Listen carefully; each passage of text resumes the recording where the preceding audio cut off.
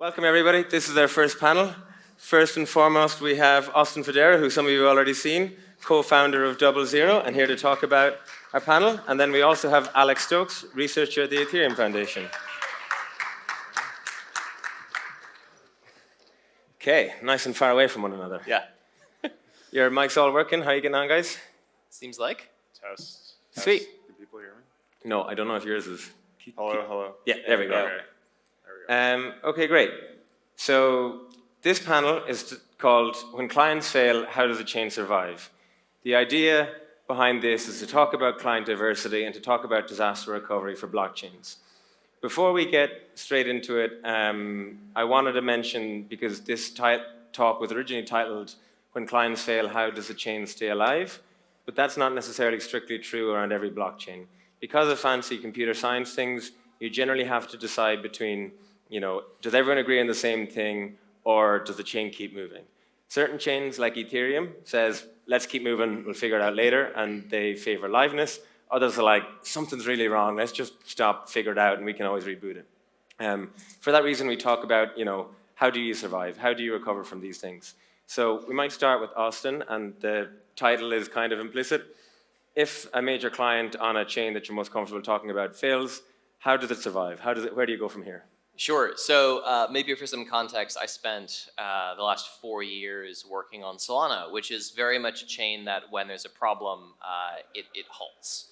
And that is sort of an intentional design decision in the early days because there's a whole bunch of different philosophy about how you go through this, but effectively, if the validators can't agree on what the state is, you have to sort of ask yourself, what is a worse situation? And levels of maturity of a chain, I think, dictate what this is. So if you're running a highly leveraged perps DEX, and there's a contention point where you don't know what's going on with the actual chain, what's true, it may make sense to keep going because with a 20x leveraged perp, you can get wrecked pretty easily.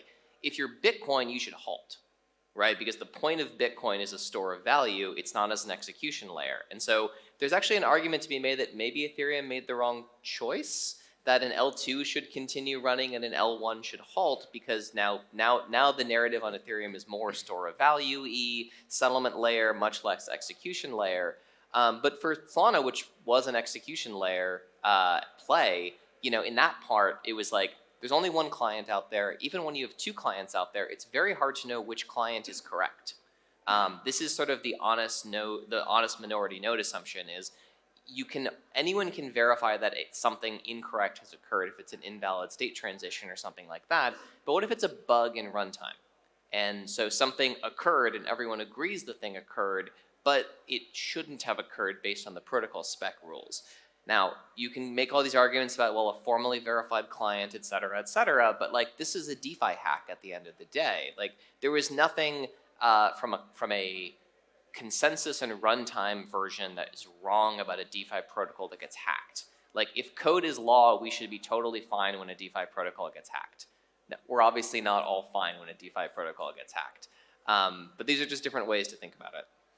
Sweet. And maybe you can add a bit more color as you've alluded to, there has been trouble with chains like Solana before, and what's the process happen in the hours that follow? What happens next?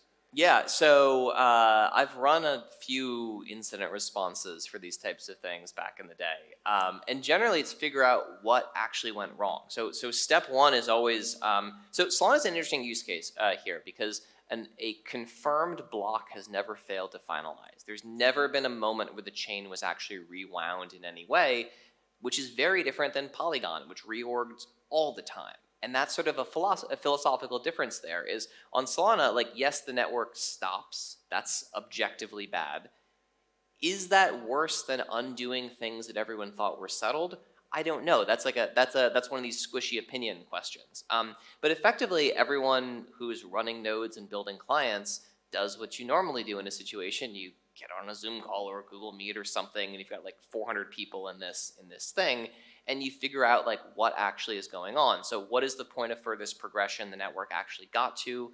And then you fix the code bug, you push a new release out, you coordinate a restart from that point of view. And from the blockchain's perspective, and this is kind of very important, From the blockchain's perspective, there was just a 4-hour-long block. There's no actual difference except on the wall clock world. And obviously, like, blockchains exist in the context of humanity, so we can't just ignore all of everything else that happens. But it's very similar to Bitcoin, where if the hash power drops by 80%, you just have an extremely long block. You don't actually have like a loss there. And so yes, blocks are not produced, but from a code perspective and from like a ledger perspective, it's no different than just an extremely long block. Makes sense. Sweet.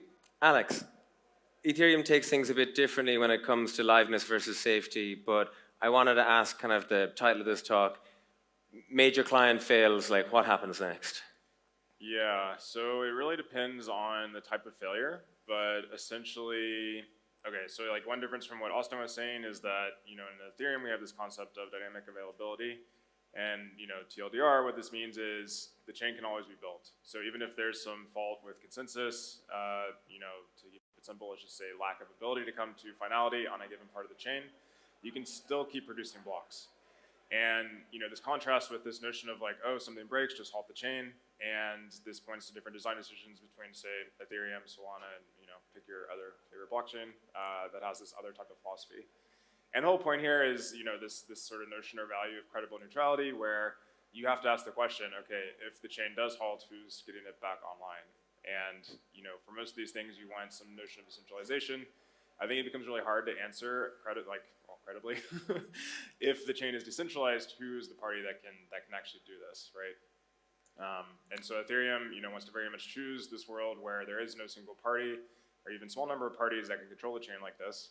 So that means then you need this, other sort of design direction where you say, hey, the chain can always be built and you can keep going. Yeah, and going a little bit further, obviously both Solana and Ethereum have multiple client implementations. On the Ethereum side, there's nearly 10 between EL and CL, and then on the Solana side, there's 3 or 4, depending on how you count them. Really two. Two, okay, I was wondering if Frank could dance on some of these. But on the Ethereum side, as you kind of alluded to, it depends on if a client halts or if a client keeps going, but on the wrong chain. These have different situations. There was one occasion on a testnet earlier in the year on Holski where 2 of the clients, so like a super majority of the chain, went the wrong way, you might say. Roughly what happens there for people that aren't familiar?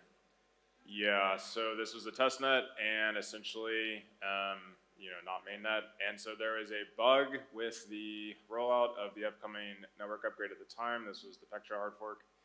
And yeah, chaos ensued. If I remember correctly, we didn't end up finalizing something that was invalid, but got very close. And so, all of us who are watching this stuff start panicking. And yeah, we ultimately fixed the chain, but given again how Ethereum works, one way to think about it is you are in this sort of weird regime where the chain's not finalizing, so you have to keep more and more of the chain state locally, like within your node. Mm-hmm. And this means resource consumption across like any parts of the compute stack start blowing up.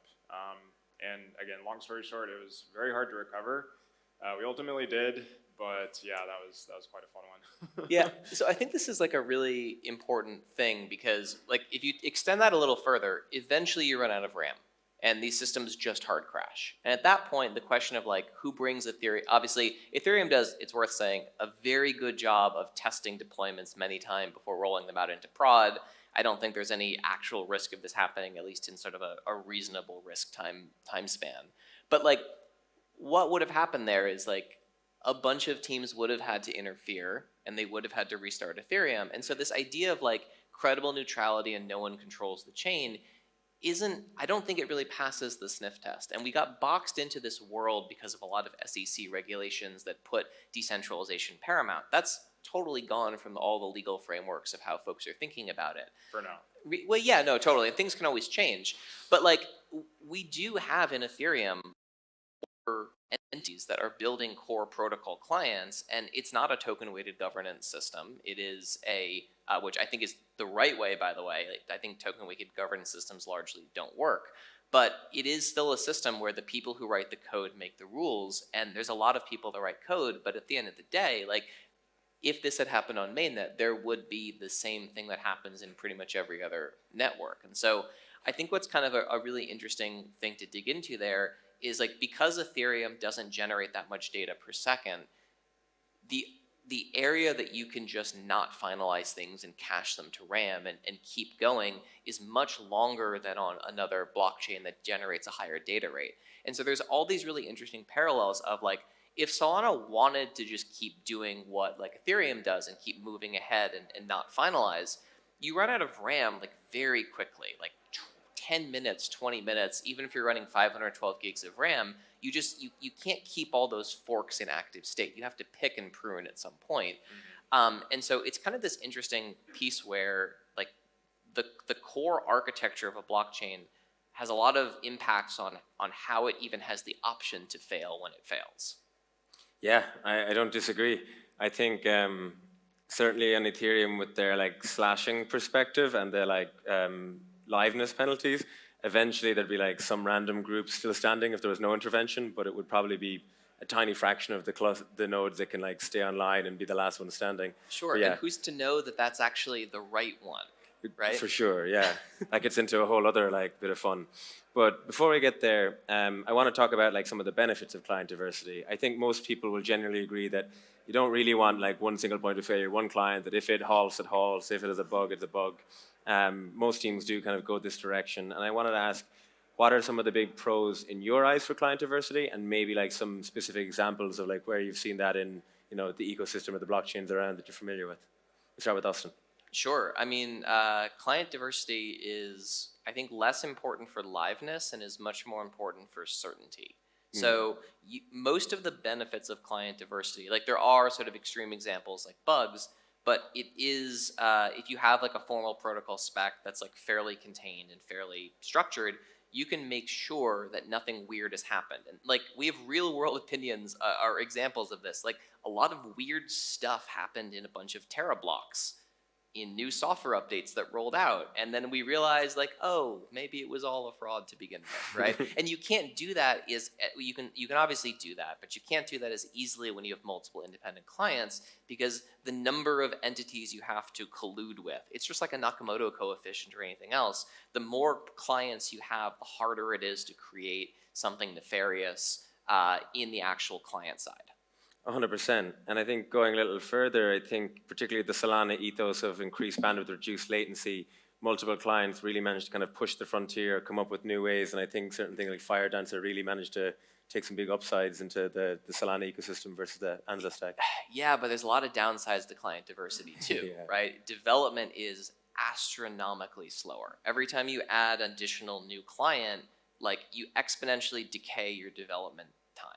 100%. And even just Solana going to 2 clients, like Firedancer, so Frankendancer is actually still using effectively the same runtime and consensus as the Agave client. They're going to be live with the full client, I believe, by the end of the year. But still, it took 3 years because the development at Anza did not slow down. So like Firedancer is now trying to catch up to this moving target. And so, if you're as mature as Ethereum and you've sort of moved a lot of the scaling vision out to L2s, you actually now have the breathing room to have multiple clients. I don't really know, like we're probably not going to have any L2 teams with real multiple clients for a long time. That's an interesting one. Maybe I'll throw it over to Alex to ask, but yeah, first and foremost, like what are some of the pros of multiple clients that you see in the space? Yeah, so I think it was many of the things Austin touched on, and what does that mean? Like the more clients you have, the less chance a fault in one is going to take down the blockchain. And you almost get this like herd immunity effect. More clients just means harder to ship a bug to mainnet, which is probably the main one, right? Okay, actually there's a more subtle one here I'll call out, which is that so there's this notion of the code and the code correctness and how all this works. You also just get more people coming to, actually the protocol development, and you bring in more talent this way, right? So I think this is underappreciated, but it is a way for more people to come and, play the game. For example, you look at like Bitcoin, there's essentially core, and it's really hard, I think many find, to engage with the ecosystem because in some sense, like core is just kind of covered. And there's this kind of weird thing where, if you had 1,000 people working on one software project, it's just going to be really hard to actually like do anything or for any individual to have an impact. So this is, I think, again, an underrated benefit of this architecture is you get more people that can actually contribute. And then the idea there is you get better ideas, you get more eyes on bugs that we have, and it should make the system better overall. Yeah, I next wanted to touch a little bit maybe on more of the pain points of multiple clients and client diversity. The first one, as Austin already alluded to, is this idea of like velocity, where if it's one client, it's one implementation, it's like, I know the client's implementation, don't worry about it, you can maybe move super fast. But on the other side, if you have a spec and multiple clients, things might get a bit slower, they might be a bit more contentious. One of the ones that I wanted to touch upon, because it's contentious and this is a panel, is the governance when it comes to multiple clients. I'm interested to know a bit more of your thoughts. You mentioned a little bit already about what is the right way to govern a blockchain when it comes, especially in a client diverse world. Is it, technocracy, rough consensus, kind of haggle it out on a Zoom call and the most stubborn wins? Is it the foundation makes the ultimate call? Is it token voted? Is it soft, UASF soft forks?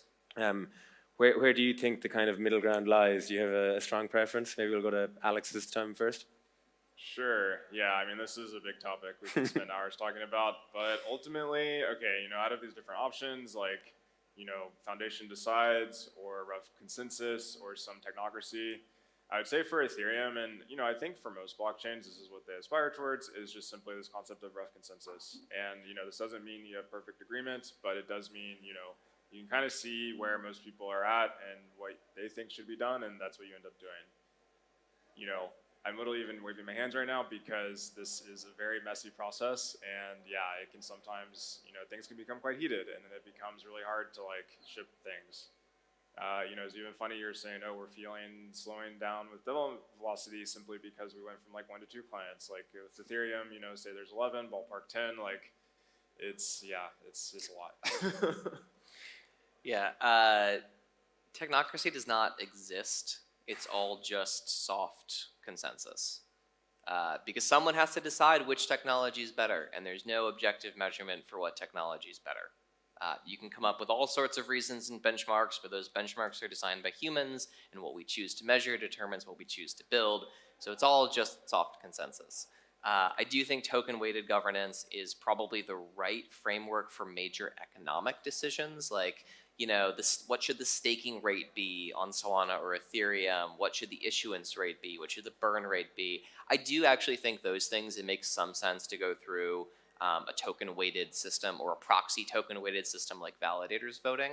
But to use the meme, right? The people are not really up on this stuff. And so to offload major technical decisions to a bunch of token holders who maybe have a very short-term mindset. Maybe they have shorts on your token. Maybe they have longs in your token. Maybe they're just like in it for a few months and they want to get out. Maybe they're working on a galactic time horizon because they've got a trust for their kids into generations to come. Like, there's so many different things that go into how you might vote in token-weighted governance that are not actually what's good for the chain, and also what do developers want to actually build. Because at the end of the day, like, if you don't have people who are interested in becoming core contributors, like a core contributor role is usually not, it's like a pretty low EV thing to do for most, especially Ethereum. Like, they're not paid that well, right? Like, people are doing this for the same reason they're contributing to Linux. It's because they care about the philosophy and the reason and the technology. And if a bunch of like money people come in and tell them what to build,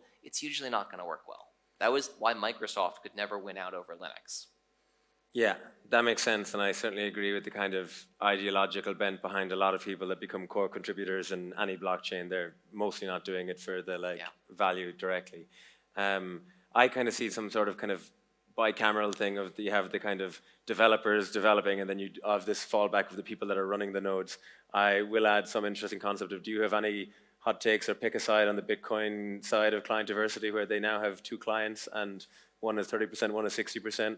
Do you think that they should, make friends? Do you think that it'll, go to the nodes will win? Will it be hash power wins? Like, how do you think contentious, decisions resolve when the developers can't see eye to eye?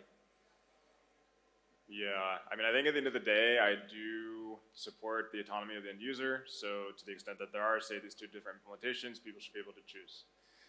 From there, then, that then tells you what the chain looks like, and maybe there's a mix of things. So I believe with the knots, it's like a soft fork of like what Core would think, right? So yeah, I guess you'd get a mix of things. I don't know. I haven't thought about this enough. But ultimately, yeah, like I think people should choose the software they want, and then those values of the people running the software determine what the chain looks like. Nice. Austin, do you want to get in trouble with the Bitcoin maxis by picking a side here?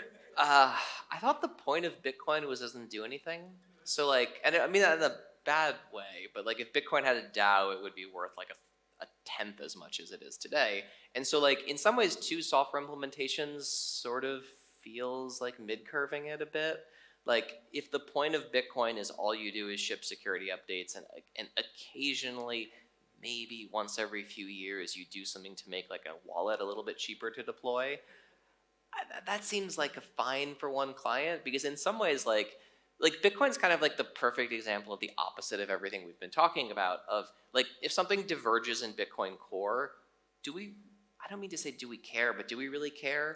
Like, Well, some people do. Like this is the whole point. Yeah. Like this is why we have this almost schism or fraction. Is Yes. that like there are actually different views for what the change should look like. totally, but like I've never seen anything with Bitcoin that seems like they want to push the bounds, or Some people do. Some people want do. Opcat. They want to add Bitcoin L2s. Like there is a vision there. there is a vision there, and like that's the fight though. The fight isn't on the software client side. The fight is like, is this the direction for the chain? That's what I mean by kind of like it's soft consensus and those sorts of things. Yeah. But Bitcoin's weird because the miners have like 99% of the power, and it's just a very different dynamic than a proof of stake network. Yeah, famously Vitalik being one of the people that wanted Bitcoin to do a bit more than it was doing, and didn't get his way. But it is interesting to see 7 years later another kind of big block, small block fight breaking out, and people being like, which Yeah. one are we going to do? But this time the kind of sides are on like opposite sides. So the purpose of this talk is to talk about like client diversity and like when clients fail. I wanted to get into the harder side of this and get into hardware rather than software. Austin, you guys are building some pretty cutting edge hardware as part of 00. I was wondering if you could quickly give people a little summary as to kind of what have you built now, what's kind of coming, and I wanted to kind of go towards how do you view resiliency when it comes to hardware, because it's a much bigger ask to say, can you have two different hardware stacks, but how do you feel about resiliency there? Yeah, so 00 is like way below the blockchain level. Like we're OSI layer 1, 2, and 3. Everything in blockchain is like 5 and above. So we don't really have an opinion on like validator clients or implementations from those perspective. A lot of this is just like my views and the stuff I was doing with Solana before. But the main sort of decision point that we have for blockchains and blockchain networks is, do you want to go faster than the public internet, or do you want to be bound by the speed of the public internet? And that's kind of like the main decision point. And so the folks at Solana said, like, yes, we want to go faster than the public internet can support, because we want to actually compete with traditional finance on execution, not just things like tokenization. And you simply can't do that running over the public internet because it's so much slower than what traditional finance is already using.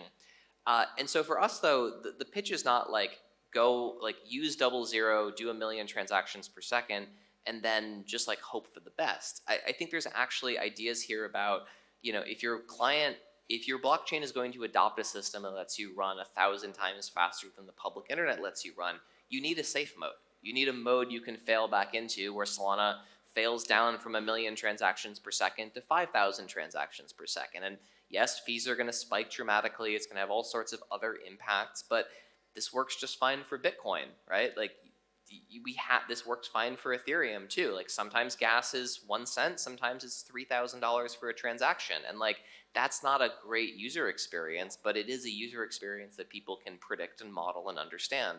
And so that's kind of our whole view of this on this side is we can use private fiber and dedicated networking and build a new global internet, and we can still use the public internet as a failback option. Makes sense. It's saying that 00 is not a single point of failure for anyone that adopts it. It's just strictly additive. Yeah, it's also sort of like saying, is Ethereum a single point of failure for Lighter? And you're like, I guess technically, but like I don't think that's the right way to think about it. Fair. I'll have to think a bit more about that one. We have a few more minutes left. I wanted to ask if you guys have any kind of thoughts on client diversity, chains failing.